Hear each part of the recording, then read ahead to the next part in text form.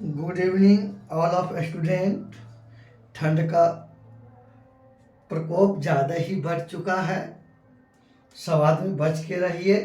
और लेकिन ठंड तो है, लेकिन पढ़ने का भी समय यही है।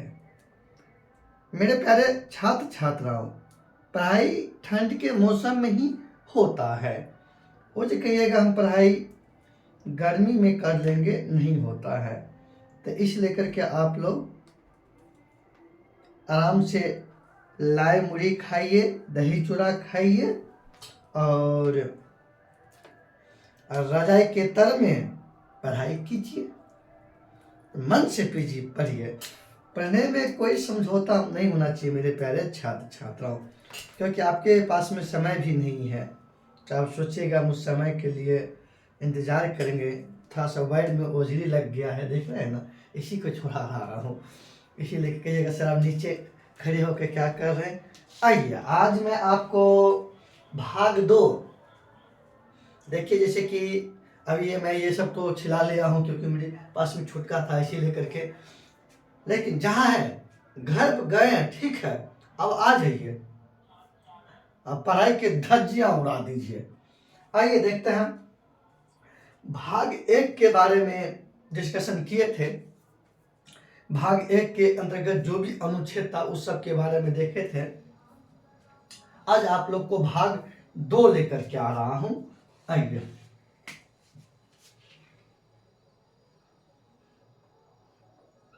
भाग 2। आइए भाग 2 के अंतर्गत वर्णन है, नागरिकता का वर्णन है। भाग 2 के अंतर्गत किसके बारे में वर्णन है? नागरिकता के बारे में।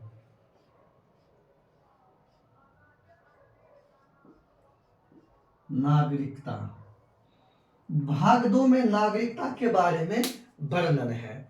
और ये नागरिकता ब्रिटेन के संविधान से लिया गया, अपने संविधान में। ये लिया गया किस देश के संविधान से? ये लिया गया आपको ब्रिटेन के संविधान से।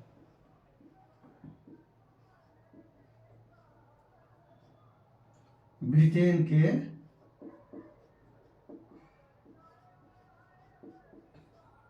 संविधान से लिया गया है। किसी देश के संविधान से लिया गया है? ब्रिटेन के संविधान से लिया गया है। देख लेते हैं वीडियो चालू है या नहीं। चालू है। ब्रिटेन के संविधान से लिया गया। आइए इसके अंतर्गत मेरे प्यारे छात्र छात्राओं, अनुच्छेद जो है ना, आइए इसके अंतर्गत जो है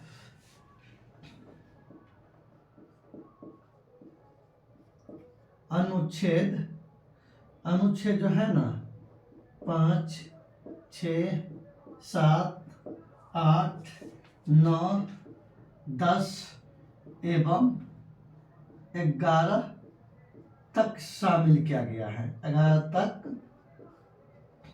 शामिल किया गया है। अब देखेंगे अनुच्छेद 5 में किस चीज का वर्णन है। अनुच्छेद 5 में देखेंगे किस चीज का वर्णन है। आइए मेरे प्यारे छात्र छात्राओं,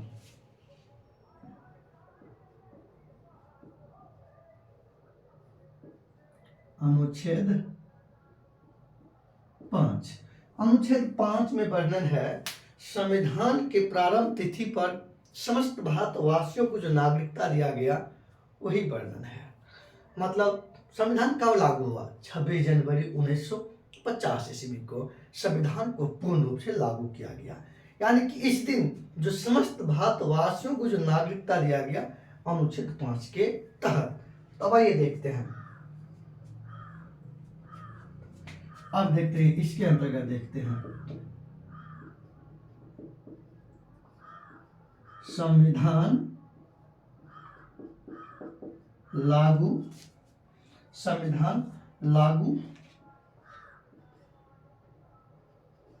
होने के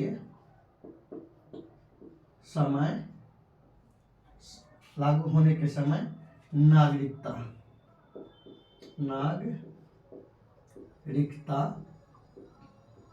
दिया गया था। तो अनुच्छेद देखिए, अनुच्छेद 5 के अंतर्गत संविधान के लागू होने के समय नागरिकता दिया गया। तो अनुच्छेद 5 के तहत अब आइए देखते हैं अनुच्छेद 6। धीरे धीरे आप ऐसे क्यों आ रहे, क्योंकि लाइन भी तो बढ़ते जाएगा ना, इसीलिए कैसे। आइए अनुच्छेद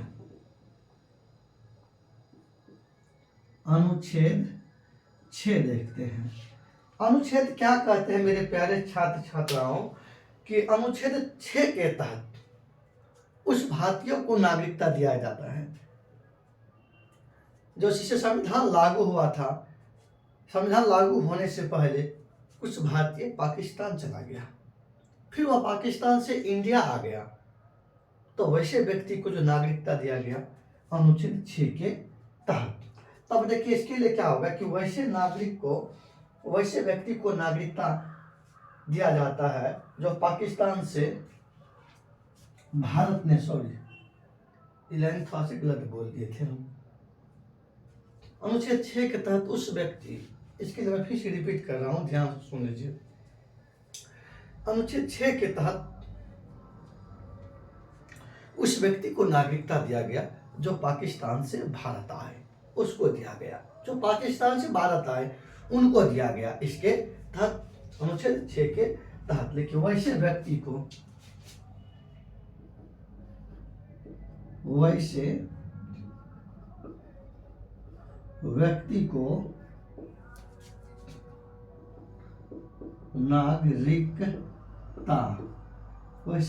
नागरिकता का अधिकार है जो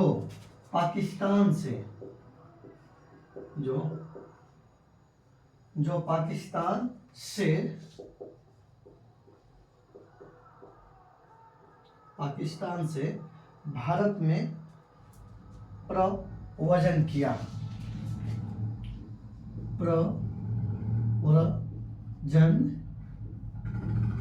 किया है। आइए मतलब 6 के तहत वैसे व्यक्ति को नागरिकता का अधिकार है जो पाकिस्तान से भारत में प्रव्रजन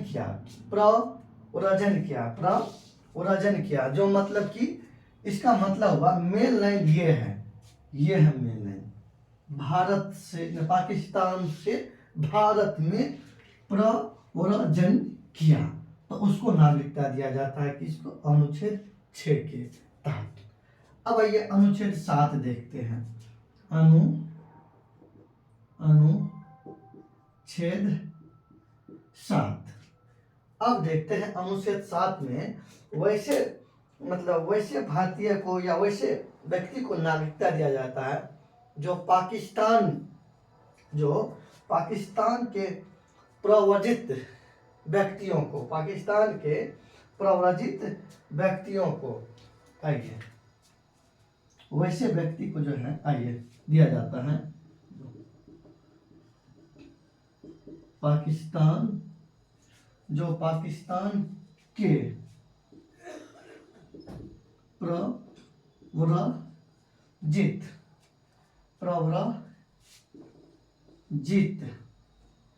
प्रव्रजित व्यक्तियों को नागरिकता का अधिकार है। बस 7 कहता है पाकिस्तान के प्रव्रजित व्यक्तियों को नागरिकता का अधिकार है। यानी कि इसका मतलब हुआ कि वैसे व्यक्ति जो संविधान लागू होने से पहले भारत से पाकिस्तान चला गया और फिर वो पाकिस्तान से इंडिया आ गया, तो ऐसे व्यक्ति को नागरिकता 7 के तहत दिया जाता है। तो इसी लाइन का मीनिंग वही हुआ, पाकिस्तान के प्रव्रजित व्यक्तियों को नागरिकता का अधिकार दिया जाता है। मतलब इसका मतलब वो जो भारत संविधान लागू होने से पहले वो पाकिस्तान चला गया, फिर पाकिस्तान से इंडिया आ गया, ऐसे व्यक्ति को दिया जाता है 7 के तहत। आइए अनुच्छेद 8 देखते हैं। अनुच्छेद 8। अनुच्छेद 8 उस भारतीय को दोहरी नागरिकता प्रदान किया जाता है जो आउट ऑफ इंडिया, जो इंडिया से बाहर वृद्धि करने के लिए, ग्रोथ करने के लिए, विकास करने के लिए गया हो, आय अर्जन करने के लिए गया हो, व्यापार करने के लिए गया हो, तो ऐसे व्यक्ति को दोहरी नागरिकता दिया जाता है। समझ गए ना? उसको बोलते हैं प्रवासी भारतीय। क्या बोलते हैं उसको? प्रवासी भारतीय। उसको दिया जाता है अनुच्छेद 8 के तहत नागरिकता दिया जाता है। किसके तहत? 8 के तहत दिया जाता है। सीधे लिख दीजिए ना, प्रवासी भारतीय को दोहरी नागरिकता।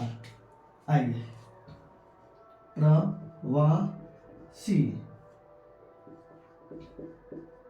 भारतीय नागरिक को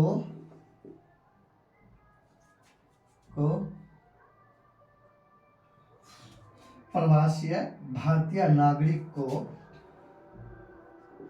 नागरिकता का अधिकार है। मतलब प्रवासी भारतीय नागरिक को नागरिकता का अधिकार।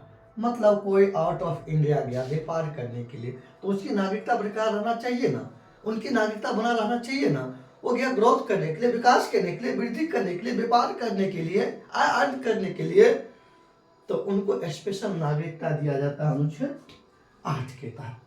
अनुच्छेद 8 के तहत। आइए देखते हैं मेरे प्यारे छात्र छात्राओं, अनुच्छेद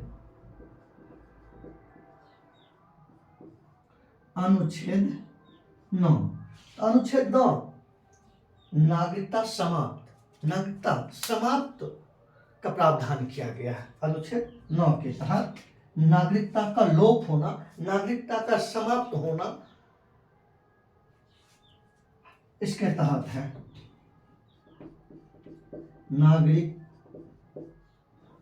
नागरिकता का समाप्त होना, नागरिकता का समाप्त होना अनुच्छेद 9 के तहत प्रावधान है। अब देखिए, नागरिकता 3 प्रकार से समाप्त होता है, नागरिकता 3 प्रकार से लोप होता है भारत में, जो कि आपको बता चुका हूं अपना बैच में, बता के मैं लिखा भी चुका हूं आप लोगों को बैच में। जैसे एक विधि हो गया कि आप गए विदेश आय अर्जन करने के लिए, व्यापार करने के लिए, नौकरी करने के लिए, और वहीं के आप नागरिकता स्वीकार लिए। वहीं के आप नागरिकता, अगर आप वहीं की नागरिकता ले लिए हो तो ऐसे में भारत सरकार आपकी नागरिकता समाप्त कर देंगे। या आप इच्छा आपका है कि मैं नागरिकता छोड़ना चाहता हूं इंडिया का, छोड़ सकते हैं। ऐसी कंडीशन में भी आपकी नागरिकता समाप्त हो जाएंगे। अगर भारत सरकार को ऐसा अधिकार है कि वह जब चाहेंगे तब आपकी नागरिकता समाप्त कर देंगे, बस सिचुएशन के अनुसार।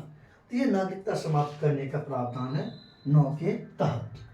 अब आइए, तो मैं महत्वपूर्ण ही अनुच्छेद बताऊंगा। अनुच्छेद तो बच्चों 395 है, पर अभी 400 450 प्लस हो चुका है, पर उतना याद करना ठीक नहीं है। जो आपके एग्जाम के लिए जरूरत है, बस अच्छा से पढ़ के एग्जाम पास कर लीजिए। आइए अनुच्छेद 10 देखेंगे।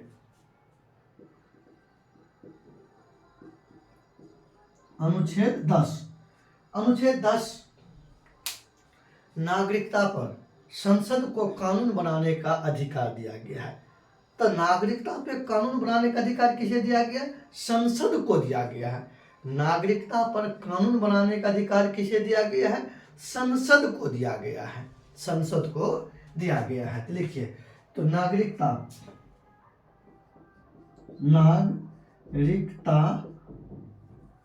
पर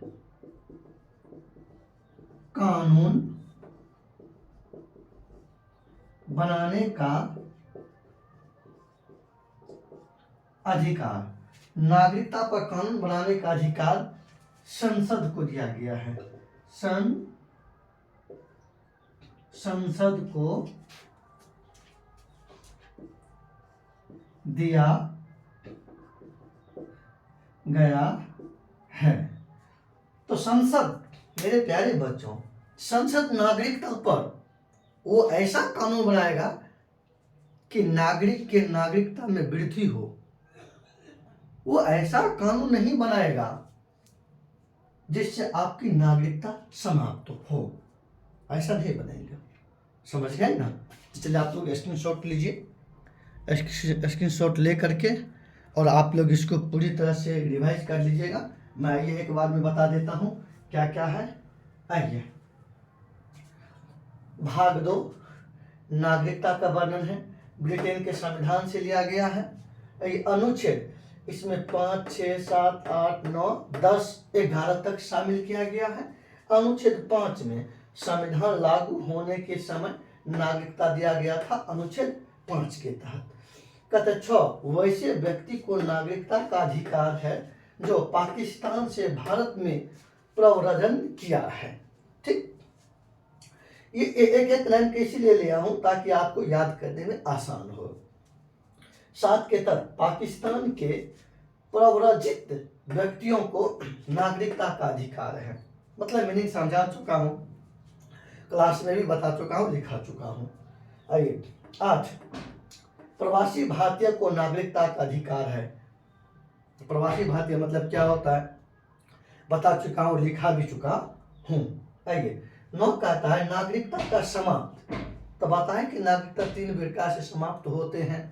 तो ये 9 के तहत अनुच्छेद, ये सॉरी आप लोग को ये गलत लिखा दिया हूं मैं, ये अनुच्छेद 9 की जगह 10 की जगह 11 कर लीजिएगा, 10 की जगह 11 कर लीजिएगा। देखिए मैं चेक किया था, अनुच्छेद 10 मैं नहीं बताया हूँ, 10 को मैं छोड़ दिया हूँ। आइए 11 के तहत है नागरिकता पर कानून बनाने का अधिकार संसद को दिया गया है। अनुच्छेद 11, अनुच्छेद 11 के तहत नागरिकता पर कानून बनाने का अधिकार दिया गया किसको? संसद को। अगर आपको ये सेशन अच्छा लगा होगा लाइक कीजिएगा, सब्सक्राइब कीजिएगा, शेयर कीजिएगा और कमेंट कीजिएगा। और आप लोग से एक क्वेश्चन देते हुए मैं जा रहा हूं, हर कोई छात्र कमेंट सेक्शन में आंसर दीजिएगा कि अनुच्छेद 4 के अंतर्गत किस चीज का वर्णन है। अनुच्छेद 4 यहां लिख देता हूं, अनुच्छेद 4 के अंतर्गत किस चीज का वर्णन है।